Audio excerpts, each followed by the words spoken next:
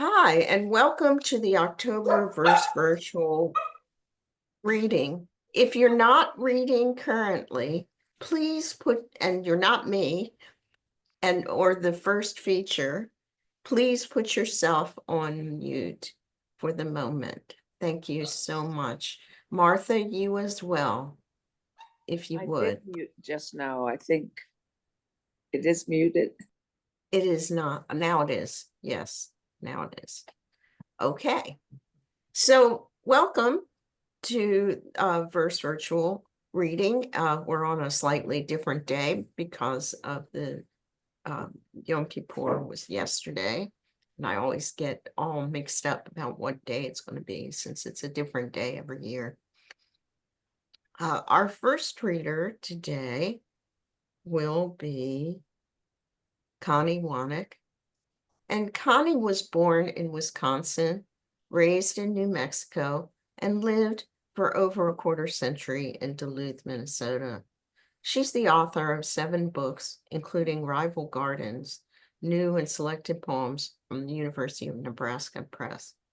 A book of poems for younger readers, co-authored with Ted Kuzer, was published by Candlewick Books in 2022 and won the prestigious Clippa Award in the UK. Wanek's poems have appeared in Poetry, the Atlantic Monthly, the Virginia Quarterly Review, and many other publications over the years. She's a Witter Binner Fellow, it's hard to say that, of the Library of Congress. Thank you so much. Thank you so much, Robbi, for having me on Verse Ritual with my good old Duluthian pal. And I thought I would start out with a poem called Dowling Gardens. And Dowling Gardens is an old victory garden. And I have a plot there. And it's just a wonderful, wonderful place to garden. Dowling Gardens. 3 children ran ahead of Grandpa, and he began to run too before he stumbled. He fell in stages, a fall in 3 acts, and all the way down there was conflict as he fought the earth's pull. None of the children saw this simple drama. Man resists an invisible force, then submits. The clover received him. Grass and a few lake dandelions opened their arms. And it wasn't so bad as falls go. He rolled onto his back. What's next? He asked the sky. 3 earnest faces appeared above him, and one looked so much like her mother, a worried expression, the eyebrows like small caterpillars. He laughed, and that was all the angels needed to hear.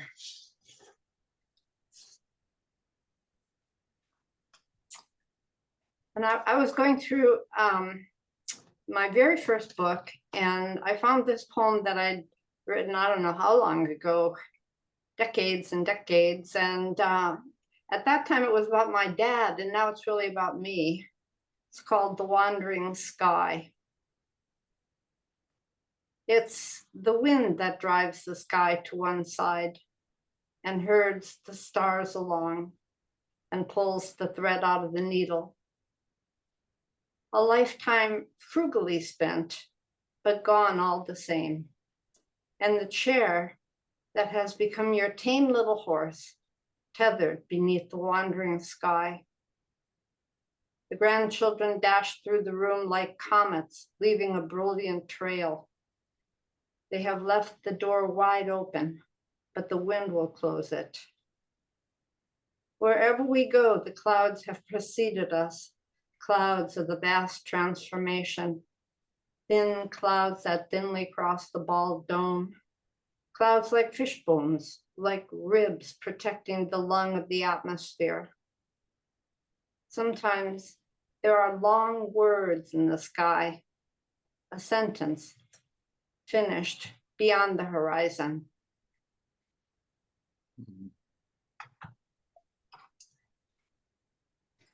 So Bart has Bart's theme for his new book is nature poems. They're all wonderful, and that's not the only thing he writes, but I thought I would read two nature poems here to pair up with Bart's beautiful poems. This one is called A Sighting, and it's about an owl we saw in Hartley Field in Duluth, and it has a line from the Bible from the night Jacob was wrestling with the angel all night, and at dawn he beats the angel and the angel is going to retreat, and he says, I will not let thee go except thou bless me. So that has that line, and that's where it comes from. A sighting. The gray owl had seen us and had fled, but not far. We followed noiselessly, driving him from pine to pine. I will not let thee go, except thou bless me. He flew as though it gave him no pleasure, forcing himself from the bough, falling until his wings caught him.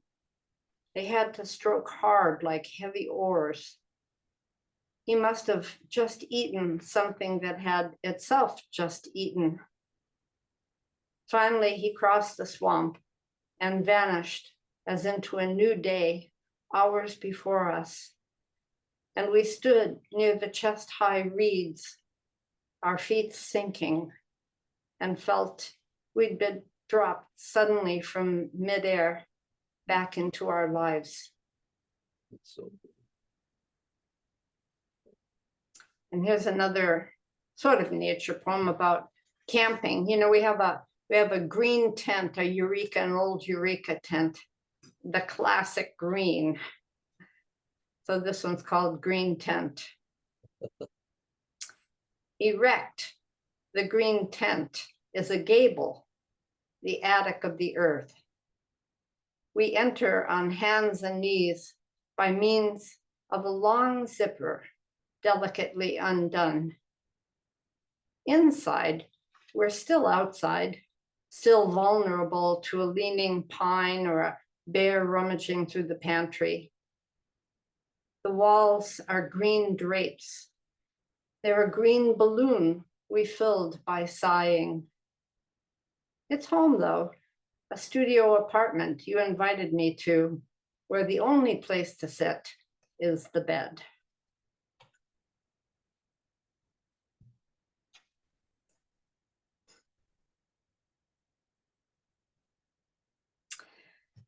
Here's a poem. I was going to write a whole series of poems about women's clothes and makeup and things like that, things just about women. And this one is as far as I got. It's called Girdle. You probably remember girdles. I know I do. And there's a line in here that mentions a heaven for pets, and wondering if there is a heaven for pets. And I think that if there's a heaven for people, there is a heaven for pets as well. So anyway, girdle. In our teens, we all bought girdles with rubber knobs to hold up our stockings. We wiggled into them, our foundations. So many things look absurd from a distance that people still take seriously, like whether there's a heaven for pets. Whatever happened to my girdle? One day I peeled it off for the last time and all hell broke loose.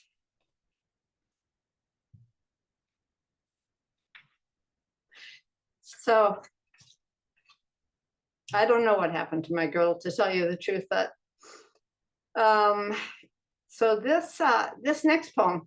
So I guess that in late middle age here, early old age, late middle age, oncoming old age, I've been doing a lot of thinking about my Catholic upbringing and about whether I actually believe in God or not. And As a kid, I always wondered where the female was in like in the name of the Father, the Son, the Holy Spirit. Well, I thought, well, the Holy Spirit, that's obviously the female deity somehow. And so somehow that led to a bunch of poems about Mrs. God.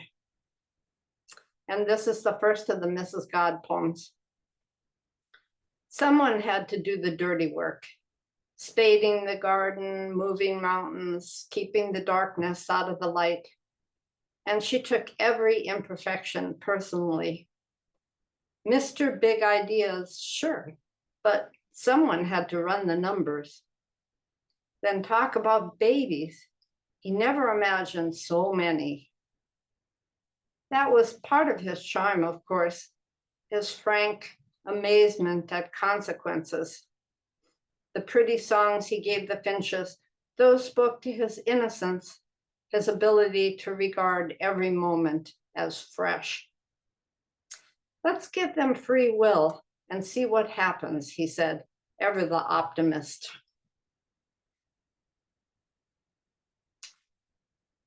So I'll read a couple more Mrs. God poems. For some reason, they just kept coming, and it does make me believe in Mrs. God. Not sure how I feel about God, but Mrs. God definitely. So this is Genesis continued. On other days, God seemed severe, but he was always hardest on himself. Curious, he watched Mrs. God, the way she distanced herself from disasters, especially the ones he had himself unintentionally set in motion. All God asked for was eternal work. Luckily, something was always broken. A virus began to kill all its hosts, or claws needed sharpening, and afterwards he had to make them retractable. Weather was a challenge, finicky like those old carburetors. But gravity turned out perfectly. Hummingbirds could fly, but people didn't float around, and two legs worked fine. Mrs. God's radiant smile, yes, he gave that to the sun and all the stars, and then to Eve.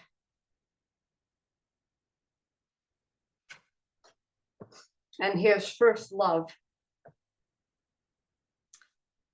After God created love, he felt himself swooning. What is this? He cried out to Mrs. God. What have I done? Is it a kind of music? It bears a strong resemblance, she said softly, watching the warm sea begin to rise and fall, as though longing for the moon. Take slow, deep breaths, she advised, and it will pass. But it didn't. All day, God wandered in Eden on the verge of weeping. The tree of the knowledge of good and evil was in full bloom. He'd made it self-pollinating, but now he changed his mind and decided that to fruit, a second tree must be planted nearby. Close, but not too close, Mrs. God, the horticulturalist, advised. The bees will find it. Another evening, glorious among the clouds. She was humming, mending something, when God touched her shoulder. Yes, she said, smiling, yes, it was a good day. And it was good. So I'll read just a few more and then we'll listen to Bart.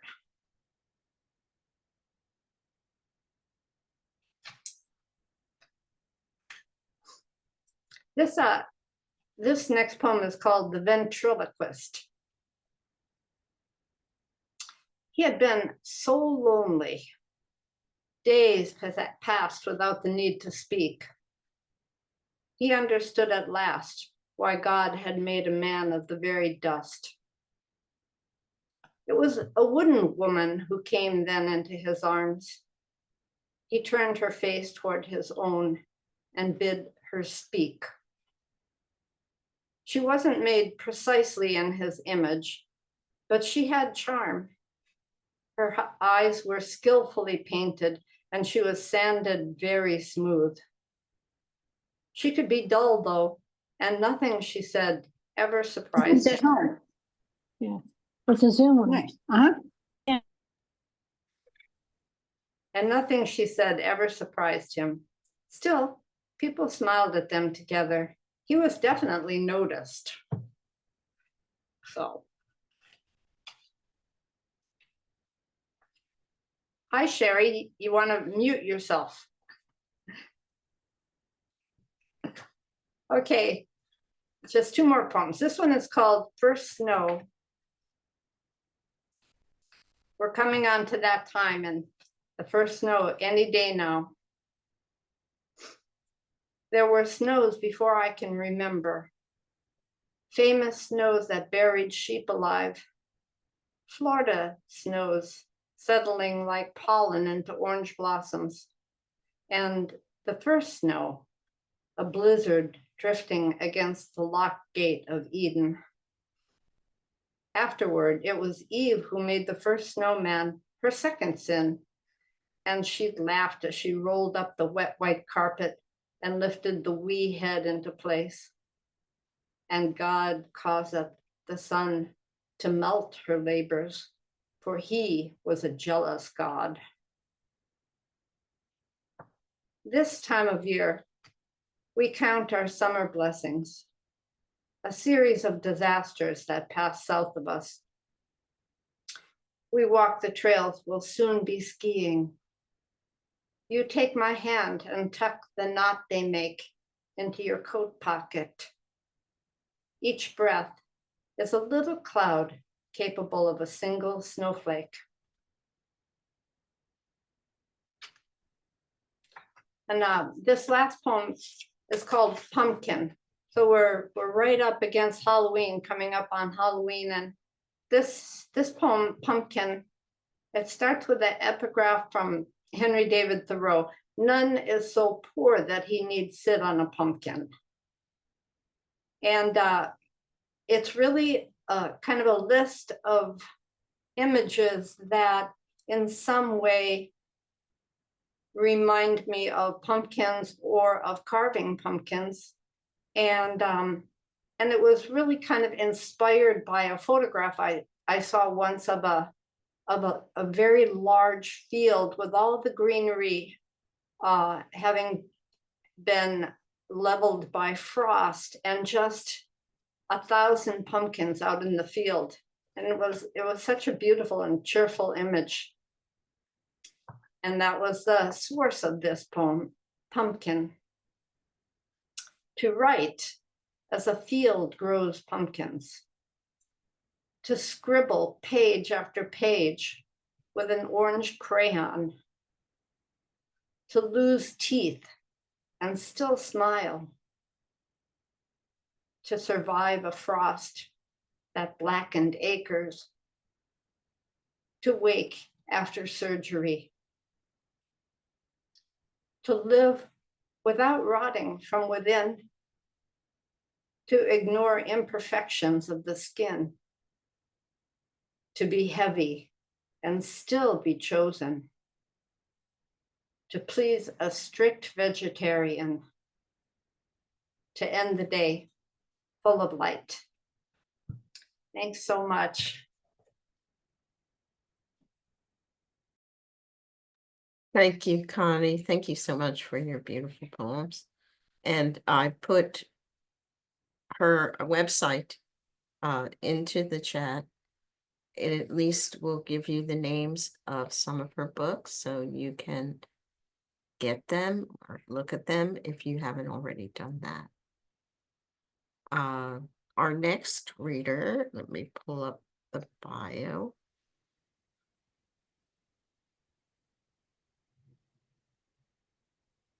There we go. Our next feature is Bart Sutter. He's the author of 11 books and has won the Minnesota Book Award for poetry, fiction, and creative nonfiction. He's written for public radio, had 4 verse plays produced, and for more than 30 years performed as one half of the Sutter Brothers, a poetry and music duo. Unlike most contemporary poets, Bart writes in meter and rhyme as well as free verse. He and his wife live in Duluth on a hillside overlooking Lake Superior, a prime location for birding, fishing, and exploring the canoe country along the Canadian border. Take it away. Thank you, Robbi. Thanks for having me. Can you all hear me all right? Yes? Okay. And can you all see here to my side a sign advertising my new book, Cotton Grass? Yes, a bit. I thought I might as well put it up there. My wonderful publisher just a couple of days ago sent me a poster. He always makes a poster when we publish a book, but this one was supersized. I called them up and said, I could hide behind this thing when they start throwing tomatoes. If you give me two, I can use it for sandwich board and walk around hawking my books. Norton's wonderful. He's, I think, 94 years old now, and he's still really lively. Well, this is a fine invitation, Robbi. Thank you so much. And delightful to hear Connie again. I haven't heard her read in some time now, and she is as fine a poet as Minnesota has produced, in my view. That wry, unpedantic intelligence that's everywhere in her poems, and the precision of her language is just an ongoing pleasure. So I thought I would read 3 poems that are in the new book. They're focused on the natural world. And then I'll do a couple after that that are more human-centric. It so happens that all the 3 nature poems are written in rhyme and meter. And so I thought I would punish you with those first. The Otters. Oh, I'm reading this because this is the poem that got me on Verse Virtuals. Someone had seen that, Ted Kuzer had posted it, someone had seen it and sent it on to Robbi, I think is how this works. So here you go. Brace yourselves. This consists of iambic hexameter couplets. Good luck.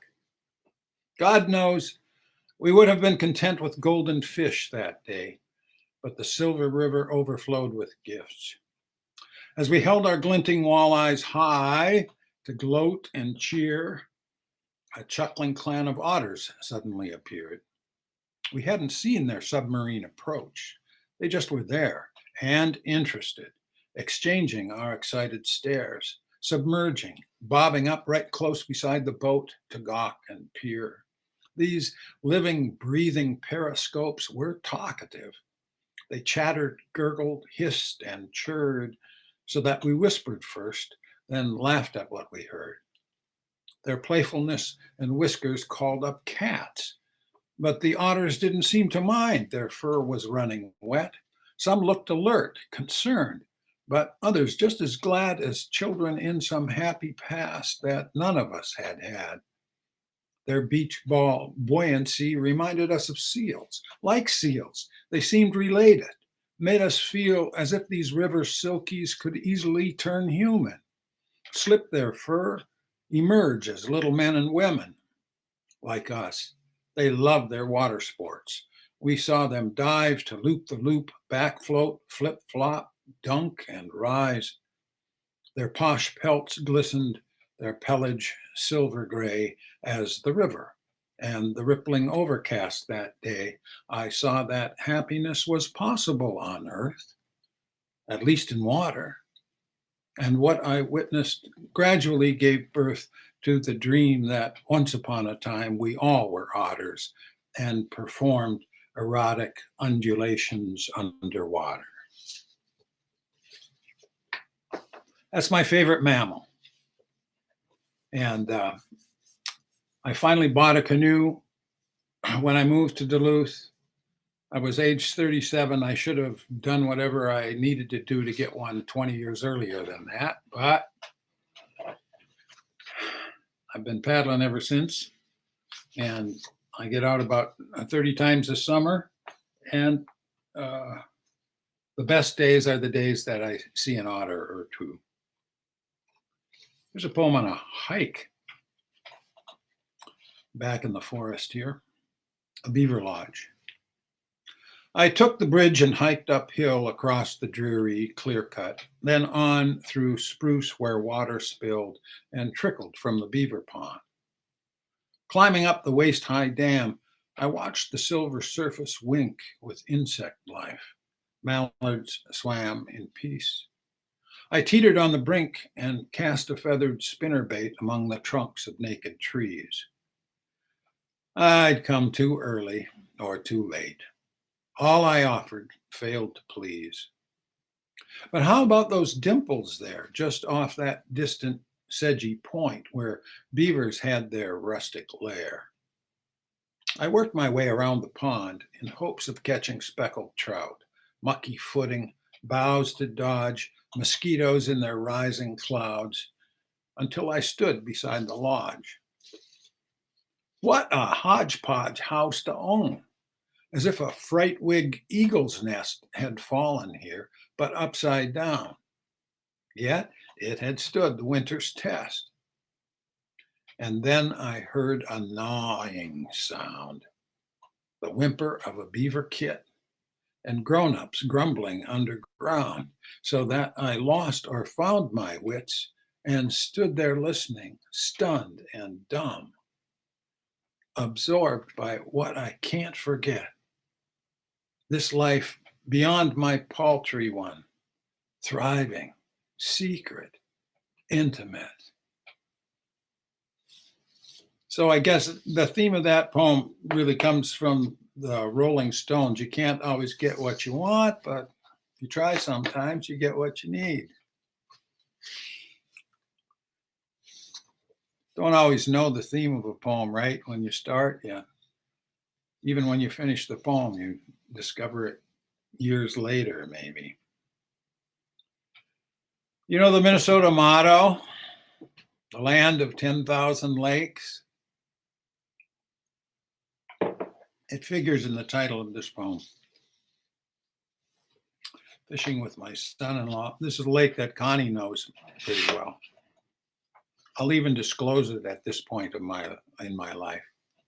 Ram Lake, it's in the Boundary Waters, wilderness, canoe area wilderness. Tough portage in. Among 10,000 lakes, just 1% are deep and cold enough to hold lake trout. Is that a long enough title for you? We got these, right? We learned how to do this. Robert Bly and James Wright taught us how to write these long titles, and they got it from the Chinese. Isn't that right, Jim? Among 10,000 lakes, just 1% are deep and cold enough to hold lake trout. Shortly after ice out, we found them fairly shallow, far side of the lake, below the cliff that rose above us like a thunderhead of rock.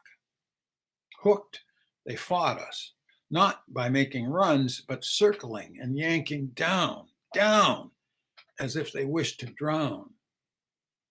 Led head first into the net, they twisted, fish as dervish, diving, turning, writhing, till our net was fraught with knots.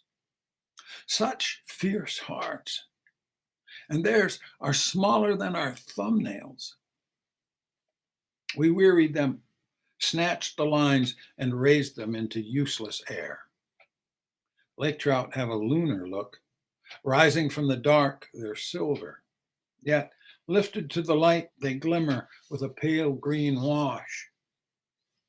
Back at camp, we clubbed the fish and laid them on a slope of moss, knelt, unsheathed our sharpened knives, and instead of praying, maybe, paused, took in the shimmer of their skin, like water dappled by the moon, silver water flecked by flakes of snow.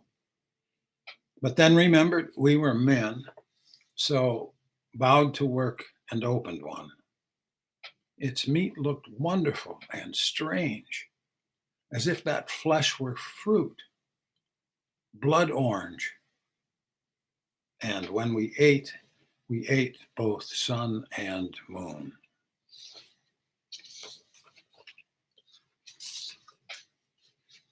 Oh, they're delicious and so, so beautiful.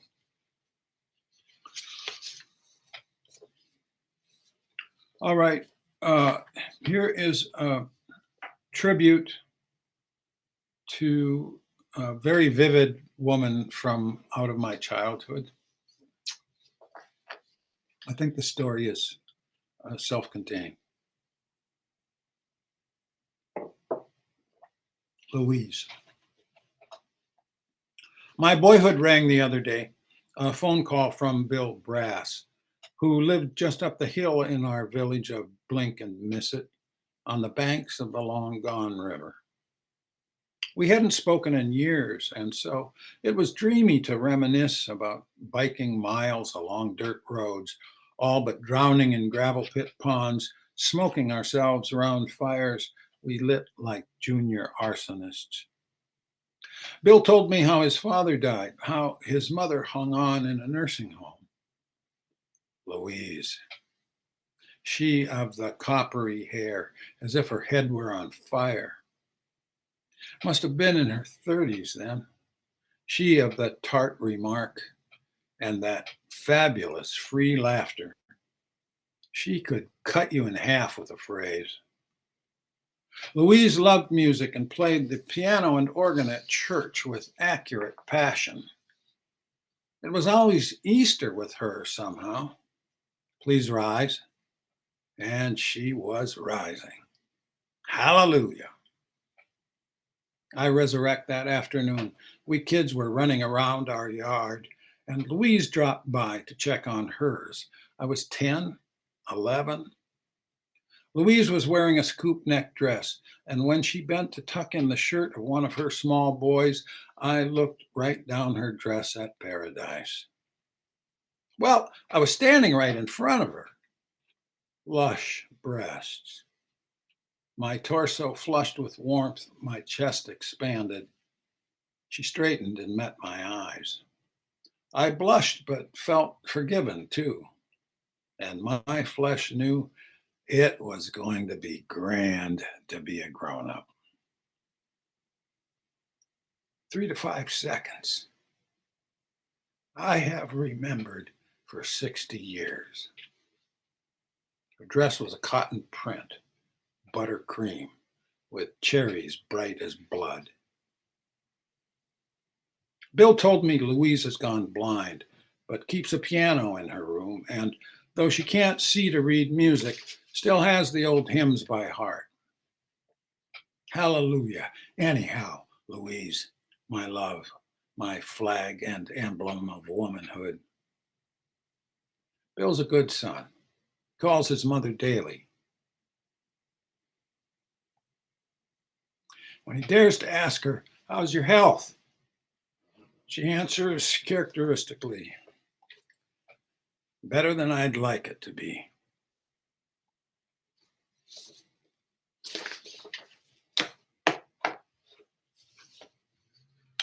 Okay, and now a poem on a very dangerous subject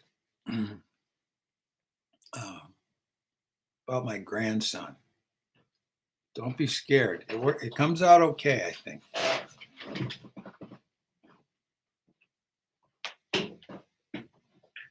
And it doesn't go on too long.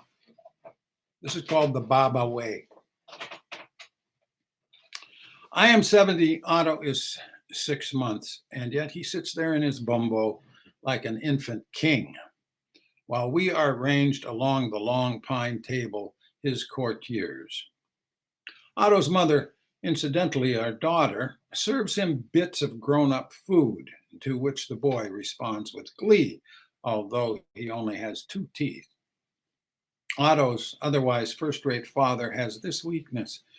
He cannot bear to witness the battlefield his child makes of pudgy flesh and bumbo tray. Strawberry smears across his cheek, applesauce hair, beet bits, leaking blood all down his front, the gore, the crumbs, food scraps scattered everywhere. And yet we all feel elevated by the joy with which this small boy eats. He gums a bite, saliva drips, he swallows, smiles, reaches for the heavens with both hands and hollers, Allah! Releasing laughter like the clamor of church bells at a wedding or a coronation, which we join. My goodness, I'm thinking this white German-American baby must be Muslim. Yet once the laughter of his subjects has subsided, Otto ingests a golden goblet of squash, then reaches for the skies again, proclaiming, Baba! And I see that I misheard the first time. Not Allah, but Baba. Or was it Abba, the Aramaic word that Christ is said to have pronounced crying for his Father from the cross? But Otto is not suffering. No, no. This is joy, as pure and plain as the potato lump that Otto squishes in his fist and feeds himself. Baba! Definitely Baba. So the boy is Hindu, or Sufi maybe. Whatever his religion, I repent my daily puling and complaining, wonderstruck that I'd forgot the sunlight in the orange, the honeycomb of bread, the nectar that is milk. There's a gap in the laughter of my table mates as they turn their looks on me to see tears trembling in my eyelashes and drip, drip, dropping on my plate. Then all of us are laughing. Yes, me too, because I've been converted to the way of food and gratitude, the way of Baba, transported into the kingdom of gladness where I intend to live forever. Thank you very much. Thank you. Baba.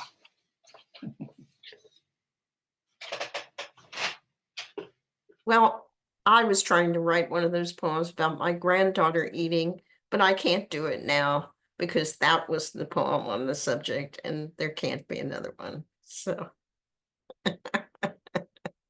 Wonderful. wonderful features. And I did put in Bart's, a link to Bart's page so that you can, if you haven't already familiarized yourself with his work, you can learn more about him. And I'm so happy that Frank Pano chose to share one of your poems, Bart, and that you invited Connie because you're a wonderful pairing and a welcome new poet to our Can in Verse Virtual. And I do hope that all of you will return again. We're not finished yet. We have our open mic coming up, but in case I forget, since my co-host and editor at Verse Virtual, Jim Lewis, hasn't been able to be here today since he's playing organ at church. We're an ecumenical bunch here. So we welcome people to send poems to Verse Virtual, including reprints. And we have published quite a few people who have featured here and those from the open mic as well. Our first person at the open mic, which is 2 poems or 5 minutes, is Marc. And you can go ahead, Marc. That was a spectacular reading. Spectacular reading. I was born in Michigan, and it brought things back. And I work with a poet out of North Carolina, who her name is Kelly Coiler, and she's a fan of Bly. So I've been reading a lot of Bly recently, and I really appreciate your works, both of you. And you forced me to change my first reading of my open reading because of your reference to Ted Kooser. This first poem is from a new collection that I just found out has been accepted for publication by Cold River Press in Northern California. It's titled, the collection is titled For the Anthropocene. And this poem is set in Yellowstone, and it's called Braided Creek, January 10th, 2023. July 10th, excuse me. And it has an epigraph. Every time I go outside, the world is different. And that's from the Harrison and Kooser book, Braided Creek. By the bank of a braided stream, I watch two mallards float around a bend with the swift current. In the water's song, ancient, familiar voices rise from a stream not yet encountered. And this poem is, I guess it's a Jim Harrison type of day. I don't know if you're familiar with Jim Harrison's early ghazals, but I absolutely love them because they don't rhyme and they don't really follow the format of a traditional ghazal. But I still use that format in my poems. And this one is called Ghazal for Rick. And you'll understand the subject matter when I read the epigraph, which is, we'll always have Paris. We didn't have. We lost it till you came back to Casablanca. We got it back last night. And this is the Ghazal. Years blur lost love into a tableau of desire, sweet as spilled Gewürztraminer. All these picked blueberries are making me hungry. Desire, it's lost on the aged. It's true, I once loved her. She returned. We had sex, then vanished into a Hollywood haze. When I found you, I was terribly alone, like a single cottonwood in a labyrinth canyon. The rose petals fell to earth with echoes of summer resounding to silence. We made love in a cottage by a stream. Desert sage mingled with the scent of your skin. I have forgotten the path that brought me here. I don't have to worry about finding my way back.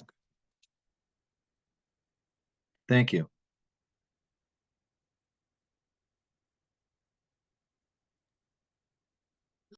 Thank you, Mark. Was it your collection that was picked up?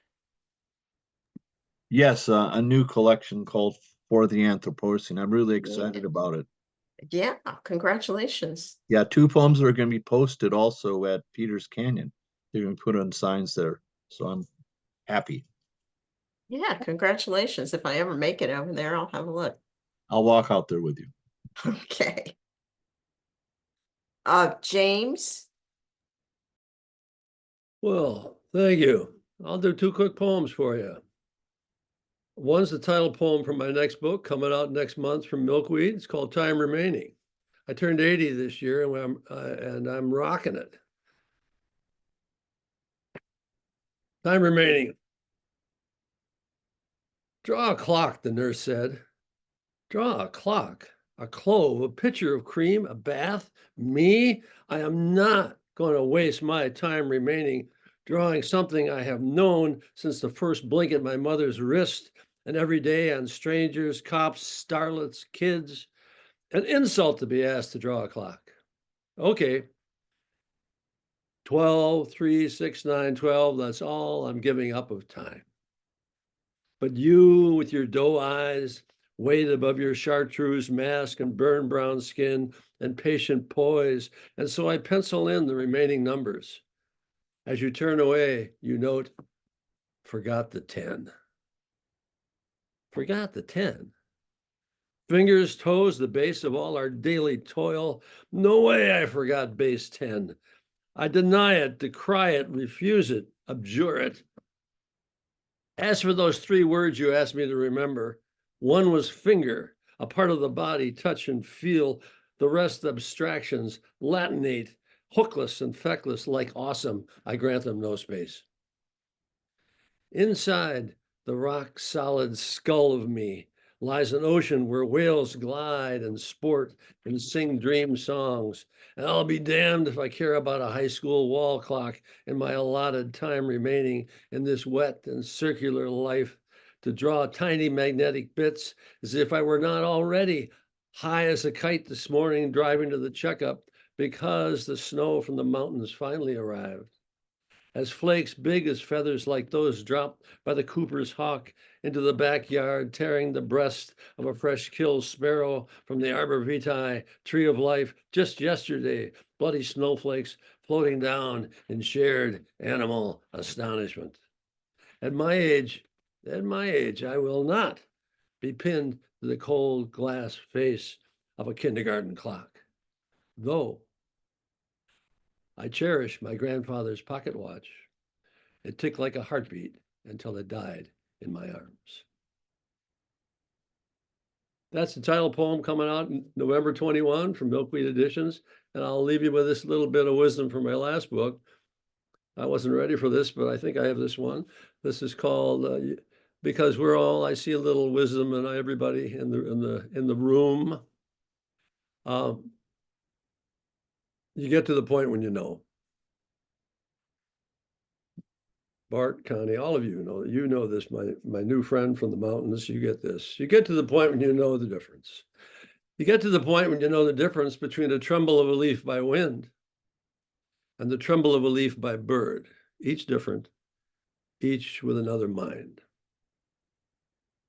You get to the point when you know that this dream is real, that one a phantasm, this one a chasm of despair, that one a well of contentment.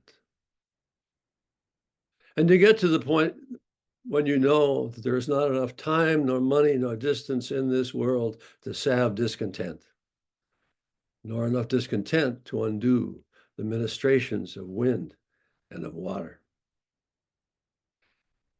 And yet, and you all know this, and yet you still wake wondering, like some mad Magellan coursing around the curve of the unknown earth through harrowing glacier passages and 100 blistering dawns. What is wind? What is water? What is wind? What is water? Thank you. When my Thank book you. comes, That when my book comes out, invite me to be part of this. I'd love it. This is new to me. Your little gizmo. sure. Let me write your full name down so I can put you on the list. Cool. I don't do that very often, but those are wonderful. Thanks so much. Mary?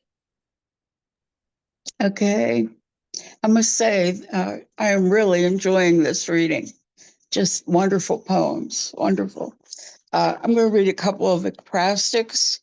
The first one is after a painting by Tamara de Lempica, a picture of a woman breastfeeding her child. It's called A New Madonna. Would that sudden angel sent to announce God's terrible favor recognize you now?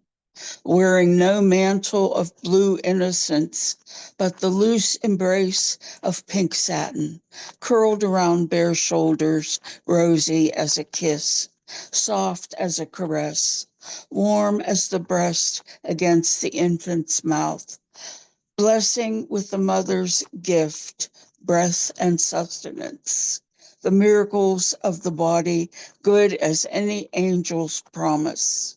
Your face intent under its smooth cap of dark hair, no halo, no coronet, no crown of thorns. Attention fixed, eyes locked on the questing mouth, your hands a cradle, holding him to you, sweet and fierce, flesh, flower, fallen star, the rose within the rose. And this one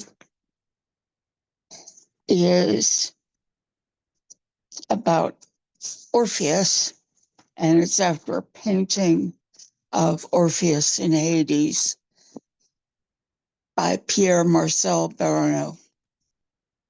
Orpheus knew the world was music, from the smallest intervals of atoms to the great waltz of galaxies in their eternal dance. He thought to unlock the puzzle of death's iron gate, to break the silence with music sweet enough to sing his one beloved back to breath. He keyed his lyre to death's harmonics. The earth opened and his music carried him through granite halls, glittering with mica, past crystals blooming like glass flowers, and galleries of pillars grown over centuries from the hardened tears of stone. Thick darkness stopped his tongue, but let his lyre speak, reaching Eurydice at last with its deep vibration, prying her loose from her flinty bed, inspiring her with motion until she rose and followed, wrapped in her winding sheet. He thought could swaddle her through a second birth. Then, almost free, eager to embrace and claim his victory, he broke the only rule he had been sure of, turned back to her before they crossed the unforgiving boundary of hell, and in one swift glance, before she disappeared forever, he saw his beautiful lost bride staring back at him with eyes of stone. Thank you.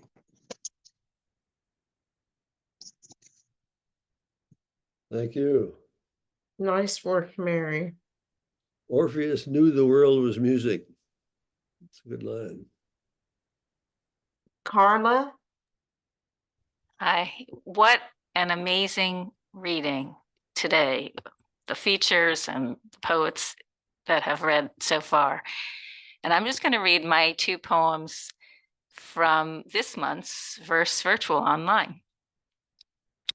The first poem is called Wind.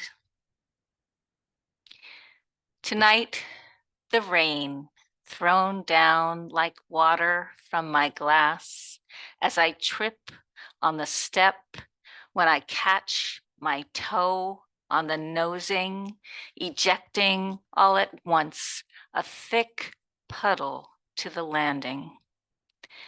As I sit, the wind cries louder than the rain, 1,000 moaning ghosts. It's almost Halloween, and then November. I feel the wind straining through some sieve of wall. Mother, is that you blowing, soothing my smarting toes? And this next poem is called Dear Scent of Being Away. I didn't realize you were there, living with us every day until we headed out an adventure. And on return, the first turn of knob, the sour, oh, the stale, oh, what is that? The ghosts of our former life before we traveled? No, no, I discover you, scent, the flowers dying in stale water. That's it. Thank you. Thank you so much. Yes, death does have a scent. Even if it's not a body. I will end our reading unless there's anyone else who is out in the audience who hasn't signed up for the open, who's decided that they want to read on the open. So if, you know, if that's you, speak now or forever hold your peace, or at least for this reading. Oh, and Connie, you're talking to me and not to the everyone, but you can resend that. Well, if nobody else wants to read, then I will read a couple of poems. You can always get me to do that. Connie, I want to respond to your poem about love and the moon with a poem from my 2019 collection, Narrow Bridge. It's called Conversation. Trafficking with immensities is dangerous. Knowing this, I went down to the sea and spoke to her, a kind of seance, though neither she nor I was dead. I thought about the moon, drawing the sea out of her basin like a hypnotist. Thousands of miles apart, that hunk of rock still makes the ocean leap and yearn, and riles us too with its insistent light. The longing between them is that contagious. I'm not the moon. She could hardly hear my voice over the wind and water, though I could tell that she was listening by her expectant silence. I asked the ocean what message she might send, and then I waited. For a moment, the sea laid calm and smooth, and then she raised a wide black wing, as a man might lift a hand to slap a fly out of the air. From a dry spot beyond the tide pools, I watched the wave crash down where I had stood, and might have stopped at that, but being curious and none too wise, came creeping down the bank toward the rippling surf like arcs on an oscilloscope. Putting out a calming hand, I sang to her and found that Sphinx, the ocean, opened up her silver eyes and let me sit between her paws. Beautiful. Beautiful. That was a long one, so I will end with that. And thank you so much.